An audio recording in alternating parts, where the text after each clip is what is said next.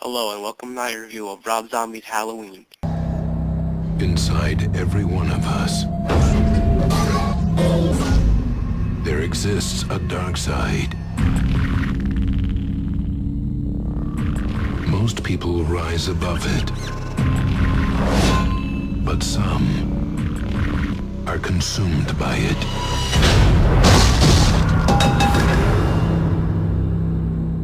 Michael?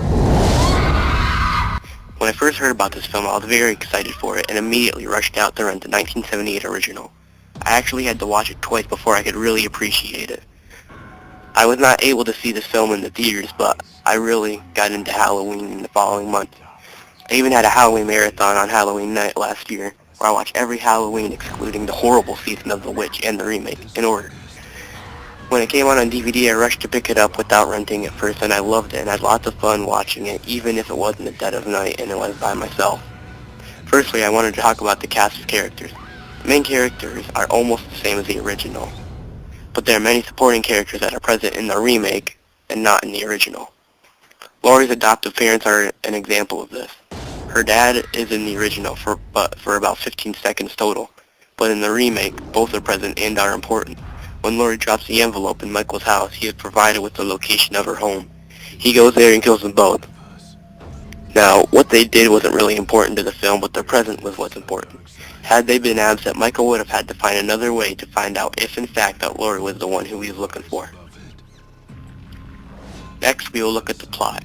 If you just look at the basic outline of the story, they're almost identical. A young boy goes on a Halloween killing spree and kills a family member or family members. When you get into more detail, you see that in the remake more than the original. The entire story contains a lot more detail that helps explain things better, as opposed to the 1978 version. The sounds and music are similar, I believe, because Rob didn't want to tamper with every aspect of the original and make the film less recognizable to longtime fans. The backstory was a big reason of why this film was remade. Rob wanted to go into greater detail of why Michael became the killing machine.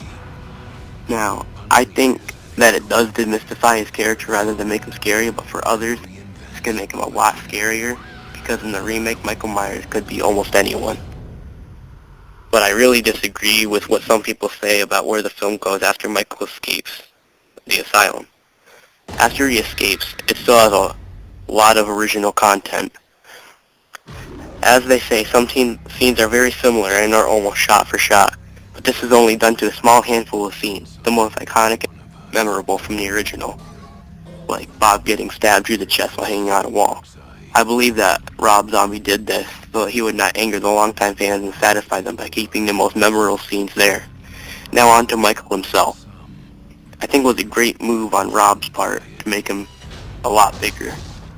This worked better because it makes it more intimidating and it makes it a lot more believable when he's not affected by gunshots and stabbings. What Rob did with this, besides going into greater detail, was make it more realistic. Now I find it almost impossible for any human being to survive getting shot 6 times at point blank range, plus a 12 to 18 foot fall backwards. The ending in the remake was more satisfying for me than Carpenter's. It was more suspenseful and had a very what's going to happen next feel to it. Michael attacking Dr. Loomis was good and proved that Michael had no sympathy or emotions left. However, it has never proven that Loomis is actually dead. Something like that would most likely knock you out rather than kill you. And there was a scene, which is restored in the director's cut, in which Loomis actually grabs Michael's leg to try to help get Laurie away. I loved how Michael charged at Laurie, because we've never seen this before. And when she tries to shoot Michael in the head, when his hand grabs her wrist, it's really unknown whether he's too weak to move the gun away or he's steadying the shot for her. By not setting it for a sequel helped this film end on the right note as well. What some people fail to understand, that the original is the story of Laurie Strode, and the remake is the story of Michael Myers. I love both films, but I really enjoyed the remake a lot more than the original. For my overall rating, I give Rob Zombie's Halloween Michael? 4.5 out of 5 stars. Thanks for watching. Rob Zombie unleashes an extreme vision of terror and reinvents a legend.